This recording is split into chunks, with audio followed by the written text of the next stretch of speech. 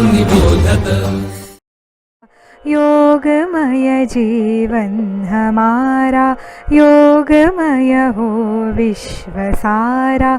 योग ही आधार अपना, योग ने सबको संवारा।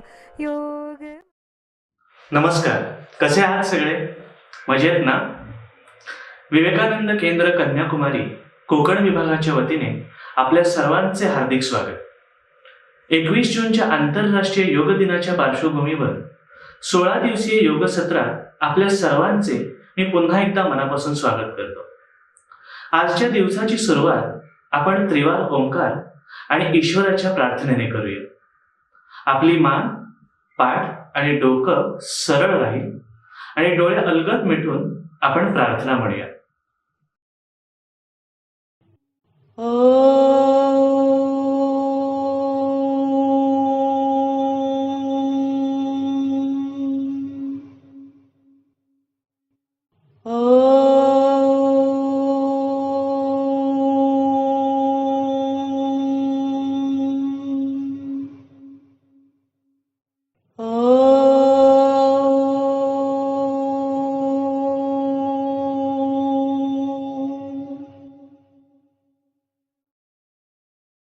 ॐ सहना भवतु, सहनौ भुनक्तु, सह वीर्यं करवावहै, तेजस्विनावधीतमस्तु मा विद्विषावहै.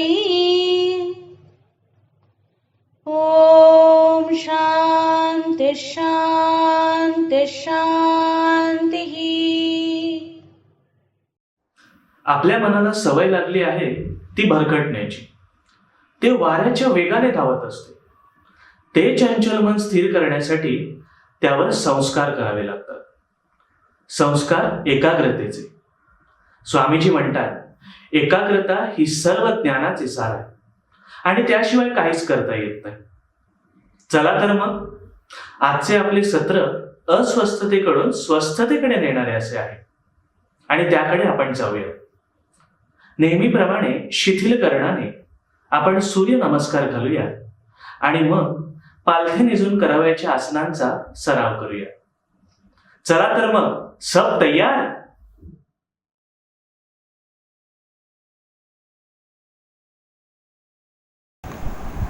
आता सगळ्यांनी एकत्रित स्पॉट जॉगिंग करायचं आहे.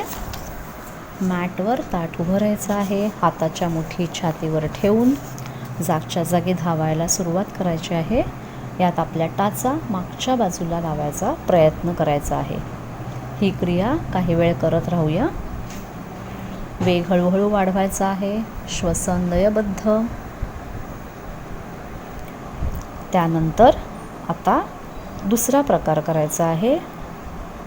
ह्यामध्ये क्रमाने एकदा उजवा आणि डावा गुडघा छातीच्या दिशेला जास्तीत जास्त नेण्याचा प्रयत्न करूया. स्पीड आपापल्या कपॅसिटीप्रमाणे. श्वसन लयबद्ध. आता पाय गुडघ्यात वाकवून टाचा मांड्यांच्या बाजूला येतील अशा पद्धतीने धावायचं आहे. ही पण क्रिया काही वेळ करून मग हळूहळू वेग कमी करायचा आहे. जागच्या जागी धावण्यानंतर पायात थोडं अंतर घेऊन साधारण 1 मीटरचं मुखधवती करायची आहे. मगाशी दाखवल्याप्रमाणे दीर्घ श्वास घ्यायचा आहे आणि तोंडावाटे जोरात बाहेर सोडूया. ही क्रिया 5-6 वेळा करायची आहे. गुडघ्यांचे शिथिलीकरण. एकत्र स्थिती घ्या. श्वास घेत दोन्ही हात समोर खांद्यांच्या रेषेत. एकम श्वास सोडत पाय गुडघ्यात वाकून खुर्चीत बसल्याप्रमाणे. द्वे श्वास घेत हात तसेच समोर ठेवून उभे राहा. एकम द्वे, एकम द्वे, एकम द्वे, एकम द्वे. रिलॅक्स.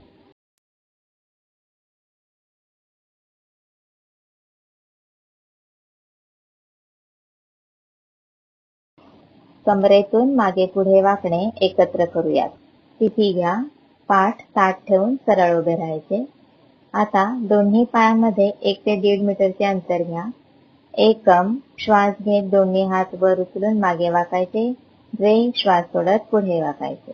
एकम द्वे, एकम द्वे, एकम द्वे, एकम द्वे.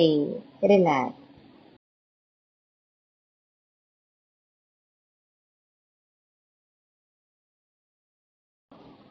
कमरेतून बाजूला वाकणे, साइड बेंडिंग. स्थिती पाठ ताठ ठेवून सरळ उभे राहा. दोन्ही पायामध्ये 1 ते 1.5 मीटरचे अंतर. श्वास घेत दोन्ही हात बाजूने वर उचलत जमिनीला समांतर. एकम श्वास सोडत उजव्या बाजूला वाकणे. द्वे श्वास घेत सरळ. एकम श्वास सोडत डाव्या बाजूला वाकणे. द्वे श्वास घेत सरळ. एकम द्वे, एकम द्वे, एकम द्वे, एकम द्वे, एकम द्वे, एकम द्वे, एकम द्वे, एकम द्वे. रिलॅक्स. मान मागे पुढे वाकविणे. एकत्र करूया. दोन्ही पायामध्ये खांद्यांच्या समान अंतर घेऊन उभे राहा. दोन्ही हात मागे नेऊन उजव्या हाताचे मनगट डाव्या हाताने पकडायचे. श्वास घेत मान मागे न्यायची आहे. श्वास सोडत मान पुढे आणायची आहे. सुरू करूया. एकम द्वे, एकम द्वे, एकम द्वे. रिलॅक्स. मान उजवीकडे आणि डावीकडे वळविणे. एकत्र करूया. एकम श्वास घेत उजवीकडे. द्वे श्वास सोडत सरळ. एकम श्वास घेत डावीकडे. द्वे श्वास सोडत सरळ. एकम द्वे, एकम द्वे, एकम द्वे, एकम द्वे. रिलॅक्स. मान खांद्यांच्या दिशेला वाकविणे. एकत्र करूया. आधी श्वास भरून घ्या. एकम श्वास सोडत उजव्या खांद्याकडे. द्वे श्वास घेत सरळ.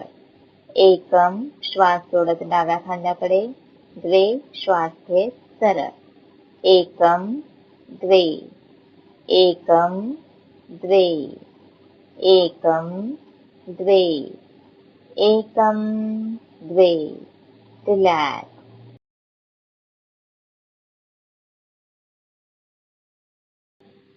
फुलपाखरू ताण किंवा बटरफ्लाय स्ट्रेच. एकत्र करूया. पाय सरळ आणि हात शरीराच्या बाजूला ताठ. पाठीचा कणाही ताठ ठेवून बसा. उजवा पाय दुमडून पाऊल शरीराजवळ. डावा पायही दुमडून पाऊल शरीराजवळ आणून दोन्ही पावले एकमेकांना स्पर्श करतील असा ठेवा. दोन्ही हातांनी पावले धरून पायांची हालचाल फुलपाखराच्या पंखांप्रमाणे करा. आपापल्या क्षमतेनुसार 10 ते 15 वेळा करून घ्या. अंक मोजले जाणार नाही. सुरुवात करा.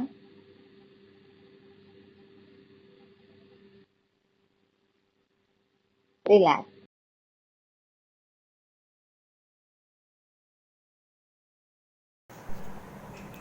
आता सिटअप्स करूया, म्हणजेच पश्चिमोत्तानासन आणि हलासन एकत्रित सुरू करूया. प्रथम दंडासनात बसा. हात कमरेतून पुढे वाकत पायाच्या बोटांपर्यंत टेकतील असे पुढे न्या. लगेचच स्पीडनी पाठीवर येत हात आणि पाय डोक्यावरून मागे जमिनीला टेकतील असे न्या. एकम द्वे, एकम द्वे, एकम द्वे, एकम द्वे, एकम द्वे.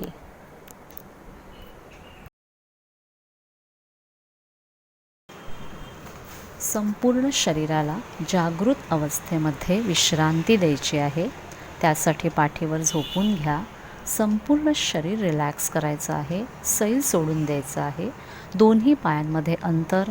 दोन्ही हात शरीरापासून किंचित लांब. हाताचे तळवे वरच्या दिशेला. मान कुठल्याही दिशेला झुकलेली. डोळे अलगद मिटलेले. संपूर्ण लक्ष श्वासावर.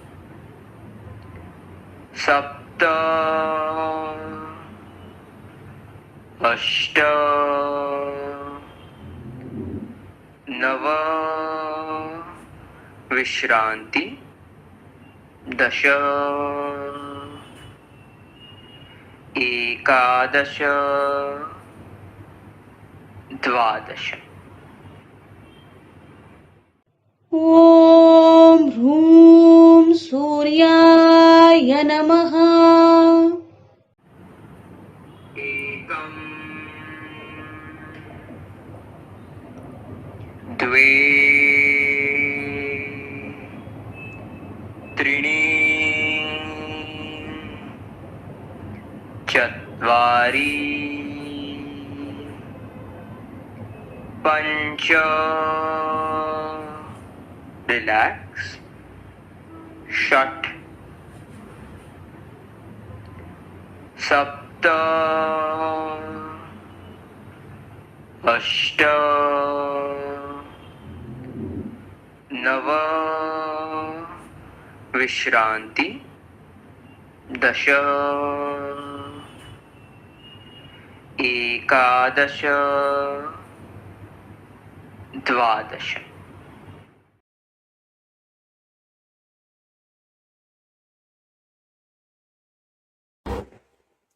नमस्कार. आज आपण एकाग्रतेविषयी जाणून घेणार आहोत. स्वामी विवेकानंद म्हणतात, दोन व्यक्तींमधील फरक हा त्यांच्या एकाग्रतेच्या क्षमतेवर अवलंबून असतो. तसेच स्वामी विवेकानंदांना पाहना, त्यांना सगळे गुण अवगत होते. त्यांना स्वयंपाक करता यायचा, गाणं गाता यायचं, सगळी वाद्य वाजवता यायची, कुस्ती, मल्लखांब, नेमबाजी, क्रिकेट इत्यादी खेळही खेळता यायचे. त्याचबरोबर त्यांचे वक्तृत्व इतके कमालीचे होते ते आपल्या सगळ्यांना माहितीच आहे. आणि त्यासोबत त्यांची वाचनाची क्षमता देखील अफाट होती. एका नजरेत ते एक पूर्ण पान वाचायचे आणि जसंच्या तसं ते त्यांच्या लक्षात राहायचं. हे आपल्या सगळ्यांनाच माहितीच आहे. असं म्हणतात की जर स्वामीजींना एका पारड्यात ठेवलं आणि दुसऱ्या पारड्यामध्ये सगळ्या विद्वानांना ठेवलं तरी स्वामीजींचंच पारडं हे जड असेल. तर त्यामुळे सगळ्यांनी स्वामीजींना विचारलं की हे तुम्हाला कसं साध्य आहे. त्यावरती स्वामीजींनी उत्तर दिलं की फक्त आणि फक्त एकाग्रता. म्हणून शिक्षण म्हणजेच एकाग्रता. जसं जसं आपण शिक्षण घेतो तसं तसं आपली एकाग्रता वाढते. जेव्हा आपण बालवाडीत होतो तेव्हा आपल्या एकाग्रतेची क्षमता कमी असल्यामुळे आपल्याला एकच बाई असायच्या आणि त्या आपल्याला आवडेल तसंच शिकवायचं. जसं की आपल्याला जर खेळ खेळायचे असतील तर त्या खेळ शिकवायच्या, अभ्यास करायचा असेल तर अभ्यास करू द्यायच्या. त्याचप्रमाणे जेव्हा आपण 1ली ते 4थीत जातो तेव्हा आपल्या एकाग्रतेची क्षमता थोडीशी वाढलेली असते. मग आपल्याला एक बाई असतात आणि त्या वेगवेगळे विषय शिकवत असतात जसे आपल्याला आवडतील असे. पुढे आपण 5वीत जातो तेव्हा आपल्या एकाग्रतेची क्षमता बालवाडीपेक्षा थोडी वाढलेली असते. मग आपल्याला वेळापत्रक असतं आणि त्या वेळापत्रकानुसार 30 ते 35 मिनिटाचा एक आपला तास असतो. त्यानुसार आपले विषय एकामागोमाग एक होत असतात. तर पण त्यामध्ये आपली एकाग्रता खरंच वाढते का. मग आपण 8वी 9वीत जातो. त्यानंतर आपल्या समोर वेगवेगळे आकर्षण यायला लागतात. आपल्यावरती वेगवेगळे संस्कार होत असतात. मग येतो आपला मोबाईल आणि आपली एकाग्रता संपूर्ण भंग होऊन जाते. पण कोणतंही काम करण्यासाठी आपल्याला एकाग्रता महत्वाचीच आहे. जसं बघा ना, स्वयंपाक करताना किंवा झाडू मारताना, कॅरम खेळताना किंवा ऑफिसचं काही काम करताना, अभ्यास करताना एकाग्रता खूप महत्वाची आहे. जर आपली एकाग्रताच नसेल तर कोणतेही काम चांगले नाही होणार. त्यामुळे जेव्हा एकाग्रता खूप चांगली असेल आपली एखाद्या विषयावरती तर आपलं ते काम अगदी सुंदर रीतीने होईल. म्हणजेच काय तर एकाग्रता आपली चांगली असेल तर कोणतेही काम आपण व्यवस्थितरित्या करू शकतो. जसं की आपण कोणतेही काम करायला जातो तेव्हा आपल्याला एकाग्रतेची गरज असते. पण आपण जेव्हा कोणतं नवीन काम करायला घेतो तेव्हा बघा आपल्या मनामध्ये किती वेगवेगळे विचार येत असतात. म्हणून आपल्या मनाला माकडाची उपमा दिलेली आहे. माकड कसं एका फांदीवरून दुसऱ्या फांदीवर तसंच आपल्या विचारांचं आहे. ते कसं सतत फिरत असतात इथून तिथे. कधी आपण अमेरिकेला जातो तर कधी संपूर्ण जग फिरून पुन्हा भारतात येतो. अशा आपल्या ह्या मनाची चंचल अवस्था असते. मग काय होतं की आपण विचार करतो की नाही आता आपला टाइमपास खूप झाला, आता आपण आपलं जे काम आहे त्याच्यावरती फोकस करूया, म्हणजे लक्ष केंद्रित करूयात आणि अभ्यास करूया किंवा आपलं काम करूया. मग अशा वेळेस काय होतं की आपण विषय तर घेतो पण आपल्याला त्याच्याविषयीच्या वेगवेगळ्या गोष्टी आठवायला लागतात. जसं की आपल्याकडे गणित, मराठी, इतिहास हे सगळे विषय. समजा मी इतिहास विषय घेतला तर इतिहास घेतल्या मला काय आठवते की शिवाजी महाराज, मग त्यांचा गनिमी कावा, त्यांच्या आग्र्याहून सुटका, जिजामाता, सईबाई असे वेगवेगळे विचार माझ्या मनामध्ये यायला लागतात. कारण शिवाजी महाराज आपण म्हटले की हे सगळे आपोआप विचार यायला लागतात. तर मग ह्यामध्ये काय होतं की आपला एक विषय असतो पण विचार कसे असतात, अनेक असतात. पण एकाग्रतेसाठी आपल्याला फक्त एक विषय, एक विचार, तेही एका दिशेनेच जाणारे असतील तरच आपण आपली एकाग्रता साधू शकतो. आणि ह्यासाठी आपल्याला योग मदत करतो. जसं पतंजली मुनींनी आपल्याला सांगितलंय की मनाला संयमित करणं म्हणजेच काय तर विचारांचा साठा कमी करणं. तर तर त्यासाठी आपल्याला आपले आसन, प्राणायाम आणि ध्यान मदत करतात. आता आपण 2 दिवसांपासून निरीक्षण केलंच असेल जे आपण आसन करत आहोत, त्या आसनांच्या अंतिम स्थितीमध्ये जेव्हा आपण जातो तेव्हा आपल्या मनामध्ये काहीच विचार नसतात. बघा तुम्ही, तर ही असते आपल्या मनाची निर्विचार अवस्था. हीच आणणं म्हणजेच आपल्या मनातील विचारांचा साठा कमी करणं आणि हे आपल्याला फक्त आपल्या आसनातूनच साध्य करता येतं. हा जो आपण एक तासाचा अभ्यास करत आहोत तो अभ्यास नसून ती एक टेक्निक आहे आणि ती आपण सगळ्यांनी शिकून घेतली पाहिजे. या अभ्यासातून आपल्या मनाच्या विचारांवरती नियंत्रण मिळवलं पाहिजे, जेणेकरून आपण आपले पुढचे 23 तास जे आहेत ते पूर्णपणे आपली खूप चांगली एकाग्रता आपल्या सगळ्या कामांसाठी उपयोगी करू शकतो. अजून आपल्या मनामध्ये विचारांचा साठा कुठे असतो, तर कधी आपण कोणाला फसवलं असेल, कधी चोरी केली असेल, कोणाशी खोटं बोललो असेल, कोणाचा द्वेष केला असेल, तर ह्या सर्व गोष्टी आपल्या मनामध्ये जागा करून जातात. तर त्या जर आपलं मन शुद्ध नसेल तर आपल्या मनामध्ये हे सतत विचार येत राहतात. त्यामुळे योगमध्ये आपल्याला यम आणि नियम सांगितले जातात. त्यामध्ये आपल्याला सत्य, अहिंसा, स्थेय, अपरिग्रह याबद्दल सांगितले जाते. तर या सगळ्या गोष्टी आपल्याला समजून घ्यायला हव्या. तसेच आपण ब्रह्मचर्याचे देखील पालन केले पाहिजे. जर आपण 12 वर्ष ब्रह्मचर्याचे पालन केलं तर आपल्या मनाची एकाग्रता खूपच अधिक पटीने वाढते. आपल्यामध्ये षड्रिपू असतात, ते म्हणजे काम, क्रोध, लोभ, मोह, मद, मत्सर. तर हे जे षड्रिपू आहेत ते आपल्याला हळूहळू कमी करायचे. तर ते कसे करणार, तर आपल्याला एक एक संकल्प घेऊन ते आपल्याला कमी करता आले पाहिजे. जेव्हा हे षड्रिपू संपूर्णपणे आपण काढून टाकण्यास यशस्वी होऊ तेव्हा आपलं मन संपूर्ण शुद्ध आणि निर्मळ होऊन जाईल आणि आपल्या मनाची एकाग्रता ही खूप अधिक पटीने वाढेल. तर आपल्याला आपलं मन एकाग्र करायचं असेल तर आपलं शरीर स्थिर व्हायला पाहिजे. समजा आपल्याला रडायला येत असेल किंवा आपण रागाने चिडलेलो आहोत किंवा आपल्याला धाप लागलेली असेल तेव्हा आपल्या शरीरामध्ये आपल्याला कंपन जाणवतात. तर ही कंपन आपण आसनांच्या मार्फत कमी करू शकतो.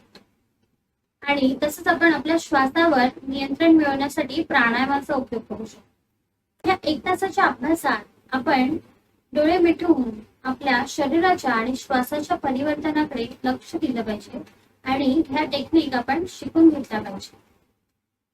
जर ह्या टेक्निक आपण शिकून घेतल्या तर आपल्या नेहमीच्या कामासाठी आपल्याला ज्या गोष्टी आवश्यक आहेत त्याच आपल्या ऍक्टिव्ह राहतील आणि बाकीच्या रिलॅक्स होतील.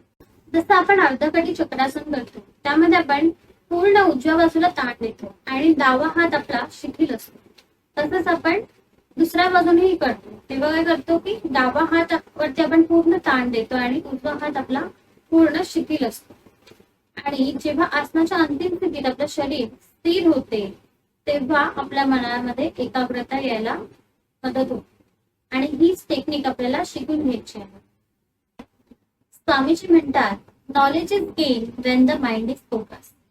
म्हणजेच काय, तर विचारांचे केंद्रीकरण केल्यानेच ज्ञानप्राप्ती होते. आपल्या मनाची एकाग्रता साध्य करण्यासाठी आपल्याला एनर्जीची म्हणजे ऊर्जेची फार आवश्यकता असते. त्यालाच आपण केंद्रीकरण म्हणतो, म्हणजेच फोकसिंग. स्वामीजी म्हणतात, मनाच्या एकाग्रतेसाठी फोकसिंग सोबत डिफोकसिंग सुद्धा तितकेच गरजेचे आहे. म्हणजेच केंद्रीकरणासोबत विकेंद्रीकरण सुद्धा तितकेच गरजेचे आहे. स्वामी विवेकानंद 24 तास फोकसिंग करू शकत होते, पण आपल्याला तेवढं शक्य आहे का, तर नाही. आपल्याला फोकसिंग सोबत डिफोकसिंग सुद्धा तितकेच गरजेचे आहे. मग आपण जेव्हा अभ्यासाला बसतो तेव्हा डिफोकसिंग साठी आपण काय काय करतो बरं, तर अभ्यासासोबत आपण मध्येच गाणी ऐकतो, टीव्ही लावतो, चॅटिंग करतो, अशा सगळ्या गोष्टी आपण करत असतो किंवा आपण झोपतो. पण ह्या सगळ्या गोष्टी आपल्या मनावरती, आपल्या मनाच्या एकाग्रतेवरती निगेटिव्ह इम्पॅक्ट टाकत असतात.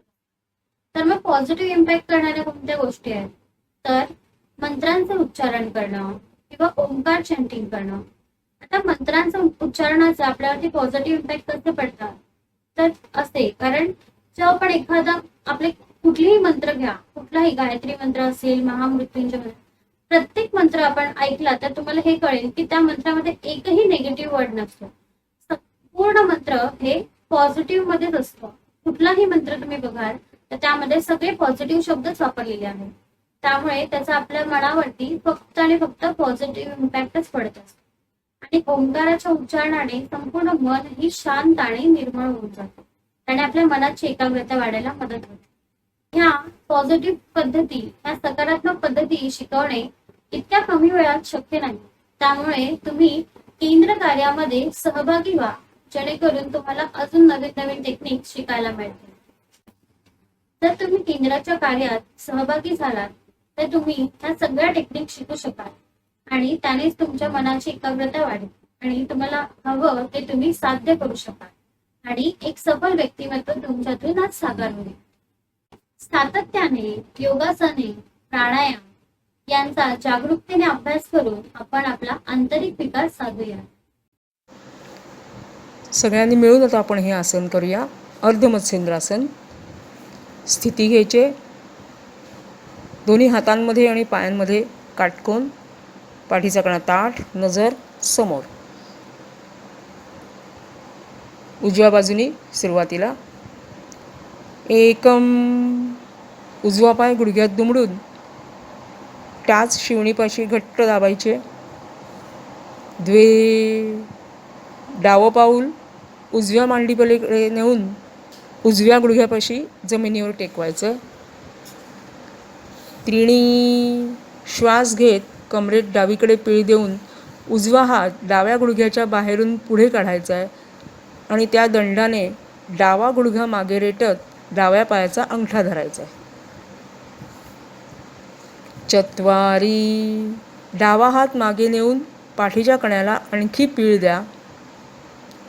डावा हात पाठीवरून पुढे आणून उजव्या मांडीला लावायचा आहे. मानही डावीकडे फिरवून डाव्या खांद्यावरून मागे पाहायचं आहे. पाठीचा कणा ताठ ठेवून द्यायचा आहे. ही झाली आसनाची अंतिम स्थिती. यामध्ये काही क्षण थांबायचं आहे. आसनाचा आनंद घ्यायचा आहे. मन आणि शरीर शांत करायचं आहे. मनात कुठलाही विचार नको. स्थिर सुखम आसनम. श्वसन नियमित असेल. पंच. श्वास सोडत डावा हात सोडायचा आहे आणि त्रिणीच्या स्थितीत यायचं आहे. षट. सावकाशपणे उजवा हात सोडायचा आहे आणि द्वेच्या स्थितीत यायचं आहे. सप्त. डावा पाय सरळ करायचा आहे. अष्ट. उजवा पाय सरळ करायचा आहे. रिलॅक्स. विश्रांती. दोन्ही पायात अंतर. मान कोणत्याही दिशेला.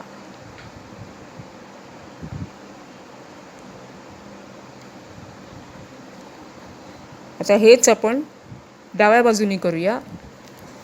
पुन्हा आसन स्थिती.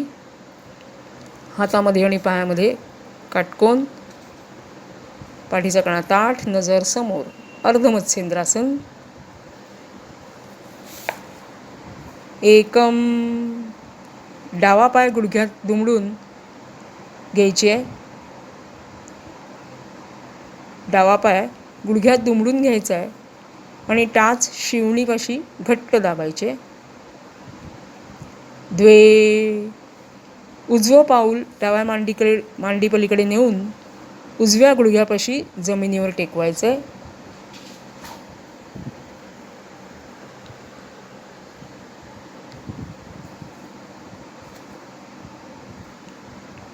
त्रिणी. श्वास घेत कमरेत उजवीकडे पीळ देऊन डावा हात उजव्या गुडघ्याच्या बाहेरून पुढे काढायचा आहे आणि त्या दंडाने उजवा गुडघा मागे रेटत उजव्या पायाचा अंगठा धरायचा आहे. चत्वारी. उजवा हात मागे नेऊन पाठीच्या कण्याला आणखी पीळ द्यायचा आहे. उजवा हात पाठीवरून पुढे आणून डाव्या मांडीला लावायचा आहे. मानही उजवीकडे फिरवून उजव्या खांद्यावरून मागे पाहायचं आहे. पाठीचा कणा ताठच ठेवायचा आहे. ही झाली आसनाची अंतिम स्थिती. यामध्ये श्वासोश्वास नियमित असेल. अनंतामध्ये विलीन होण्याचा प्रयत्न करायचा आहे. स्थिर राहण्याचा प्रयत्न करायचा आहे. मनातले सगळे विचार नाहीसे करायचे आहेत. पंच श्वास सोडत उजवा हात सोडायचा आहे. त्रिणीच्या स्थितीमध्ये यायचं आहे. षट श्वास सोडत सावकाशपणे डावा हात सोडायचा आहे आणि द्वेच्या स्थितीत यायचं आहे. सप्त उजवा पाय सरळ करायचा आहे. अष्ट डावा पाय रिलॅक्स करायचा आहे. विश्रांती स्थिती. दोन्ही पायात अंतर. हाताचे तळवे जमिनीवर दाबलेले मागच्या दिशेला आणि मान कोणत्याही दिशेला. रिलॅक्स. पूर्ण विश्रांती.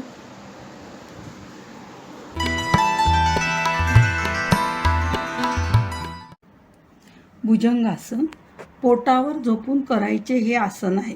भुजंग म्हणजे नाग. आसनाच्या अंतिम स्थितीत शरीर फणा काढलेल्या नागाप्रमाणे दिसते, म्हणून याला भुजंगासन असे म्हणतात. आता हे आसन कसे करायचे हे आपण पाहूया. विश्रांती स्थितीतून आसन स्थितीत येण्यासाठी प्रथम जमिनीवर पालथे झोपून दोन्ही पाय जुळलेले आणि ताठ, तळपाय वरच्या दिशेला, हनवटी जमिनीला टेकवा. दोन्ही हात वरच्या बाजूस ताठ ठेवणे ही आसन स्थिती. एकम दोन्ही हात खाली आणून आणि कोपरात दुमडायचे. पंजे शेवटच्या बरगड्यापाशी जमिनीवर ठेवणे. द्वे हळूच आधी डोकं वर उचला, नंतर हातावर जोर न लावता छाती सावकाश वर उचला. नाभीपासून शरीराचा वरचा भाग उचलायचा आहे. नागाच्या फण्याप्रमाणे शरीराची स्थिती दिसते. आपल्या क्षमतेनुसार आसनात थांबण्याचा प्रयत्न करणे. Breathing normal. त्रिणी छाती व डोकं खाली न्या, हनवटी जमिनीवर टेकवा. चत्वारी दोन्ही हात सरळ वर करा व मूळ स्थितीत या. मकरासनात विश्रांती. फायदे. पाठीच्या कण्याला लवचिकता प्राप्त होते.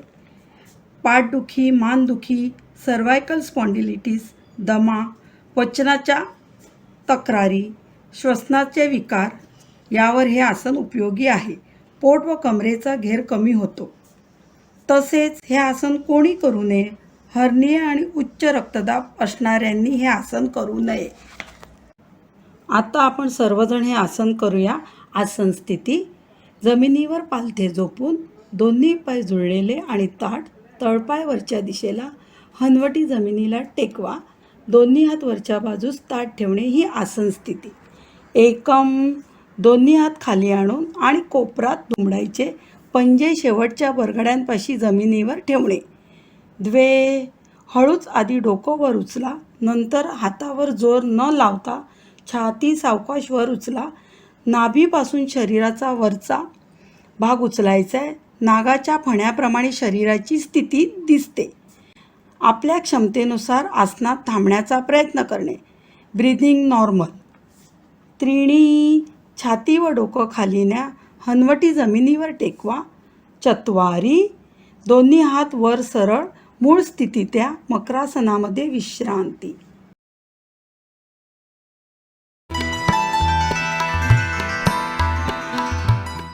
शलभासन हे भुजंग आसनाचे पूरक आसन आहे. शलभ म्हणजे टोळ. आसनाच्या अंतिम स्थितीत शरीर टोळाप्रमाणे दिसते, म्हणून या आसनाला शलभासन असे म्हणतात. आता हे आसन कसे करायचे हे आपण पाहूया. विश्रांती स्थितीतून आसन स्थितीत येण्यासाठी प्रथम जमिनीवर पालथे झोपून पाय जुळलेले व ताठ, तळपाय वरच्या दिशेला, हनवटी जमिनीला टेकवा. दोन्ही हात वरच्या बाजूस सरळ ताठ ठेवणे ही आसन स्थिती. एकम अंगठा आत घेऊन दोन्ही हाताच्या मुठी करून ओटीपोटाखाली पालथे ठेवणे. द्वे पाय गुडघ्यात न वाकवता कमरेच्या खालचा भाग वर उचला ही आसनाची अंतिम स्थिती. आपल्या क्षमतेनुसार आसनात स्थिर राहण्याचा प्रयत्न करणे. Breathing normal. त्रीणी. दोन्ही पाय सावकाश जमिनीवर ठेवणे. चत्वारी. दोन्ही हात सोडा. मूळ स्थितीत येणे. मकरासनामध्ये विश्रांती. आता ह्याचे फायदे. नितंब, कमरेचा भाग, पोट व मांड्यांचे स्नायू, मूत्रपिंड आणि ओटीपोट यांना चांगला व्यायाम मिळतो. डायबिटीजसाठी उत्तम आसन आहे. शरीर हलके होते. तसेच हे आसन कुणी करू नये? मूत्रमार्गाचे विकार असणाऱ्यांनी, हर्निया व उच्च रक्तदाब असणाऱ्यांनी हे आसन करू नये.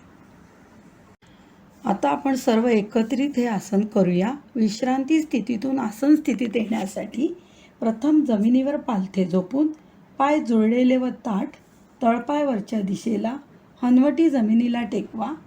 दोन्ही हात वरच्या बाजूस सरळ ताठ ठेवणे ही आसन स्थिती. एकम. अंगठा आत घेऊन दोन्ही हाताच्या मुठी करून ओटीपोटाखाली ठेवणे. द्वे. पाय गुडघ्यात न वाकवता कमरेच्या खालचा भाग वर उचला. ही आसनाची अंतिम स्थिती. आपल्या क्षमतेनुसार आसनात स्थिर राहण्याचा प्रयत्न करणे. Breathing normal. त्रीणी. दोन्ही पाय सावकाश जमिनीवर ठेवणे. चत्वारी. दोन्ही हात सोडा. मूळ स्थितीत येणे. मकरासनामध्ये विश्रांती. शवासन. आता आपण शवासन करणार आहोत. शवासनाची स्थिती घेऊया. सर्वांनी पाठीवरती झोपायचे आहे. दोन्ही पायांमध्ये अंतर. दोन्ही हात शरीरापासून थोडेसे दूर. तळहात आकाशाच्या दिशेने. मान सरळ किंवा कोणत्याही दिशेला झुकलेली असेल. डोळे अलगद मिटलेले. आपलं शरीर आपल्या मनाच्या सर्व सूचना ऐकत असतं. त्यामुळे आपण आपल्या शरीराला आपल्या मनाद्वारे सूचना करणार आहोत. संपूर्ण लक्ष आपण पायांच्या दिशेने घेऊन जाऊयात. पायांची बोटे, तळपाय, बोटे, संपूर्ण पाऊल, दोन्ही पावलं,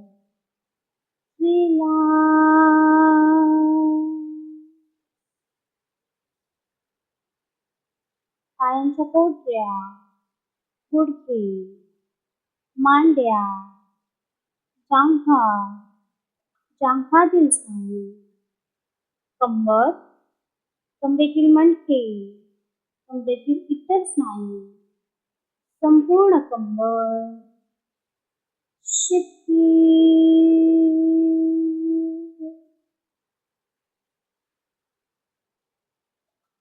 आपल्या पायापासून ते कमरेपर्यंतचे सगळे स्नायू शिथिल झालेले आहेत, रिलॅक्स झालेले आहेत.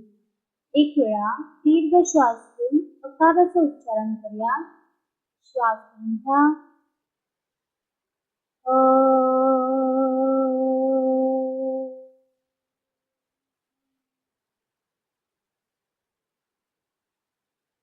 अकाराची स्पंदने संपूर्ण पायाकडे जागामध्ये जाणवत आहेत. त्यावरती लक्ष.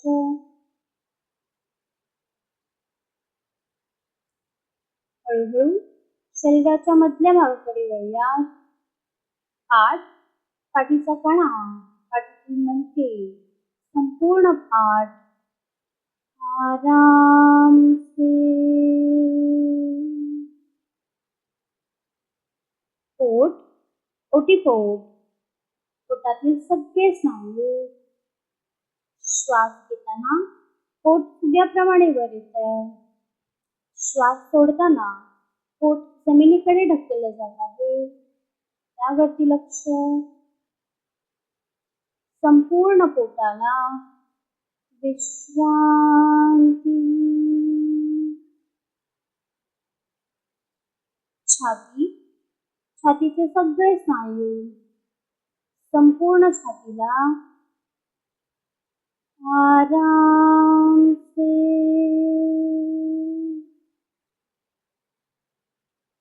हात, हातांची बोटे, तळहात, मनगट, कोपर, दंड आणि खांदे, खांद्यांचे स्नायू, संपूर्ण हात, दोन्ही हात, शिथिल.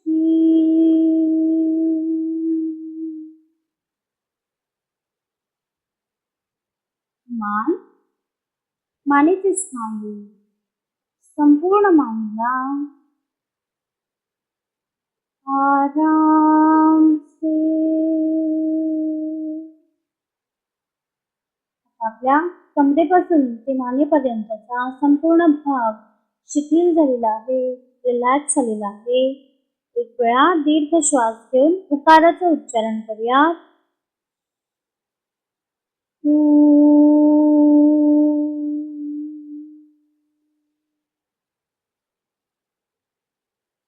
उकाराची स्पंदने संपूर्ण शरीराच्या मधल्या भागामध्ये आणि हृदयाकडील भागामध्ये जाणवत आहेत.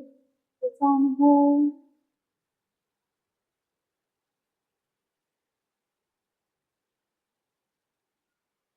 हळूहळू चेहऱ्याकडील भागाकडे वळूयात. गालांवर स्मित असं हास्य, त्याने मन शांत आणि प्रसन्न होईल. कान, कानाचे स्नायू, दोन्ही कान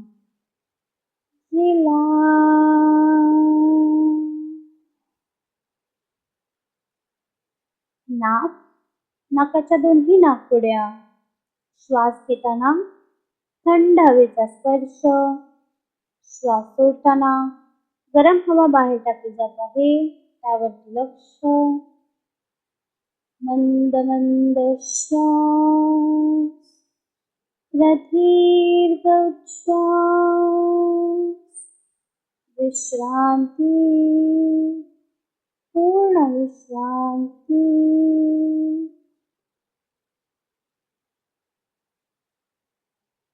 डोळे, डोळ्यांचे सगळे स्नायू, दोन्ही डोळे.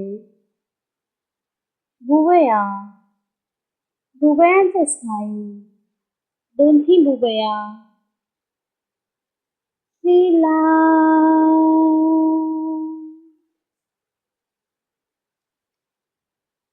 कपाळ, कपाळाचे स्नायू, डोकं, डोक्याचा जमिनीला टेकलेला भाग, संपूर्ण मस्तिष्क आराम से.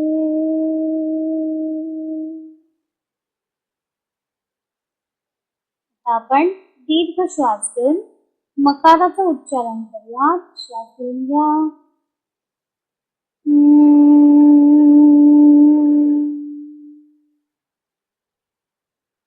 मकाराची स्पंदने संपूर्ण मेंदूकडील आणि चेहऱ्याकडील भागामध्ये जाणवत आहेत, त्याचा अनुभव. आता आपल्या पायापासून ते डोक्यापर्यंतचा संपूर्ण भाग शिथिल झालेला आहे, रिलॅक्स झालेला आहे. आता आपण एक वेळा दीर्घ श्वास घेऊन ओंकाराचं उच्चारण करूयात. श्वास भरून घ्या.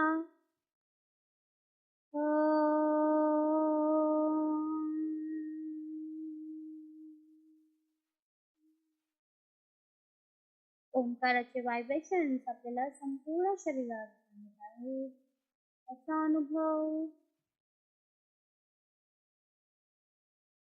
शवासनामुळे आपल्या शरीरातील सगळ्या शारीरिक आणि मनोकायिक व्याधी दूर निघून चालल्या आहेत, त्यावरती लक्ष. संपूर्ण पॉझिटिव्हिटी आपल्या शरीरामध्ये मनामध्ये येत आहे, त्यावरती लक्ष देऊया.